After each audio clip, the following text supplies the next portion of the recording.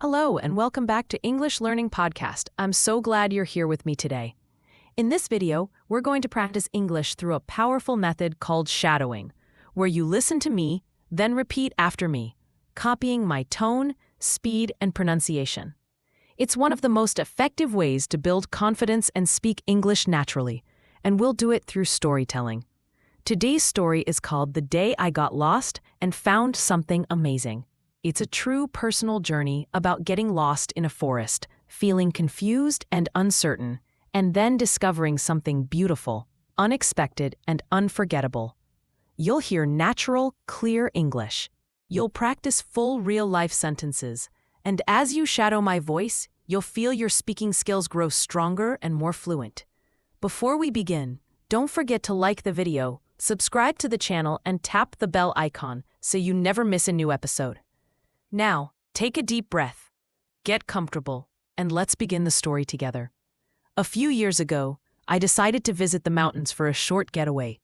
I had been working nonstop for weeks, and my mind felt heavy and crowded. The city was loud, fast, and always pulling me in different directions. I needed space. I needed silence. So I packed my bag and left the noise behind. My destination was a quiet mountain town, surrounded by forests with narrow trails and fresh air. There were no cars honking, no long emails, just nature. Before the trip, I felt tired but hopeful. Tired from the routine, but excited for something peaceful. As the car climbed higher into the hills, I felt my stress slowly drift away. It was the beginning of something quiet, something just for me. That morning was beautiful. The sun was rising slowly over the hills. Golden light touched the tops of the trees. The air was fresh and cool on my skin. I could hear birds singing softly in the distance. Everything felt peaceful, quiet, calm, and gentle. I stood outside the cabin and stretched my arms. I took a long, deep breath. The world felt still, like it was waiting for something to begin. I went inside and packed my small backpack. I took a full bottle of water.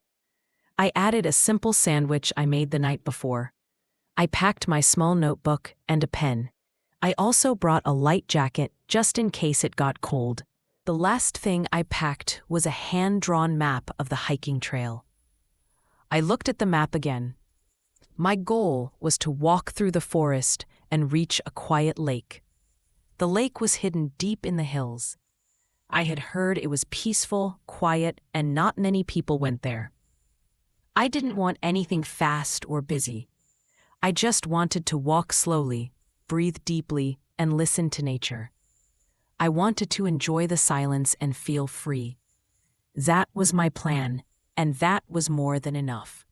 As I stepped onto the trail, everything felt easy and inviting. The path beneath my feet was smooth and soft, covered in dry leaves. A gentle crunch of every step made a calming rhythm. It was like the forest was welcoming me in. The air was cool but not cold, fresh, like it had just rained the night before. Tall trees stood on either side, reaching toward the sky like quiet guardians. Sunlight filtered through the branches, painting golden patterns on the ground. I could hear birds singing from every direction. Some chirped gently, while others called in short melodies. I smiled without even realizing it. The forest was alive but peaceful. I saw small butterflies floating near wild flowers. Every now and then, a squirrel would dart across the trail and disappear into the bushes. I walked slowly. There was no rush, no pressure, just step by step, breath by breath. In that moment, I felt something I hadn't felt in a long time. Pure joy. I felt peaceful, light, and full of curiosity. Where would this trail take me? What would I find at the end? I didn't know, but I was excited to find out. After walking for nearly an hour, the trail started to feel different. The tall trees were closer together now. The sunlight barely touched the ground. I kept walking until I reached a strange spot. A fork in the trail where the path split in two different directions. One trail was wide, smooth, and well-trodden. The other was narrow, covered in dry leaves, and looked a little wild. There were no signs, no arrows, no markers, just silence, trees, and two very different paths ahead of me. I paused for a moment. I took out the map from my backpack, but it wasn't much help. The paths on the map weren't clear. Maybe the map was old. Or maybe this part of the trail wasn't marked at all. I looked at both paths again. The one on the left seemed safe and familiar. But the one on the right, it felt mysterious, untouched, hidden, like a secret place waiting to be discovered. I don't know why, but something pulled me toward the right side. It wasn't a smart decision. It wasn't even a planned one. But in that moment, I just followed my instinct. As I stepped onto the narrow path, I felt a mix of emotions. Excitement, curiosity, and a little bit of nervousness. It felt like the kind of moment where anything could happen, a quiet turn in the forest, one that changed everything. At first, everything seemed fine. I kept walking along the narrow path, listening to the wind and my footsteps. But slowly the trail became less clear. The leaves on the ground were thick, and the path started to fade. There were no signs, no footprints, no sound of water or birds. Just trees, quiet, tall, and endless. I stopped walking. I looked around. Nothing looked familiar. The trail was gone. Suddenly, a wave of confusion hit me. Had I taken a wrong turn? Did I miss something? Then the feeling of being lost slowly crept in. My stomach dropped. I felt a mix of fear, surprise, and disbelief. I pulled out my phone. No signal. I checked the map, but the map didn't show this part clearly. I took a deep breath and sat down on a flat rock beside the trail. I opened my backpack and took a few sips of water. I closed my eyes for a moment to calm down.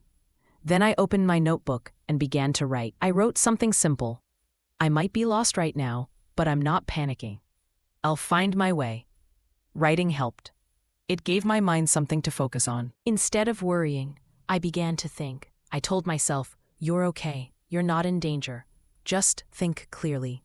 In that quiet moment, surrounded by trees and stillness, I reminded myself, sometimes the only way forward is to pause. As I sat quietly on the rock, trying to stay calm and focus my thoughts, I heard a soft sound behind me. It wasn't loud, just a gentle rustle of leaves. At first, I thought it was the wind, but when I turned my head slowly, I saw something that completely surprised me. A small fox stood about 10 meters away. Its fur was a mix of orange, brown, and white. It had bright eyes, alert ears, and a tail that swayed gently from side to side. The fox didn't look afraid. It just stood there watching me. For a moment, neither of us moved. It felt like time had paused. Then, very slowly, the fox began to walk, calm, quiet, and steady. Then, just ahead, something caught my eye. A wooden post, partially hidden behind some overgrown vines. I hurried toward it. There, faint but readable, was a trail marker. A small painted arrow pointing toward the lake. I paused and smiled. A real trail, a real sign. I wasn't lost anymore. At that moment, a wave of relief washed over me. My shoulders relaxed. I laughed softly to myself. I felt excited again, like I had just been given a second chance. And most of all, I felt grateful. Grateful for the quiet. Grateful for the strange little fox. Grateful for my decision to stay calm. And grateful for the path reappearing when I needed it most. After following the trail for about 20 more minutes, the trees slowly began to open. I could see light breaking through. More golden, more open. And then, just like that, I reached it. The lake, it was more beautiful than I imagined. Still, wide, and almost perfectly silent. The water didn't ripple. It looked like a mirror, reflecting the sky above.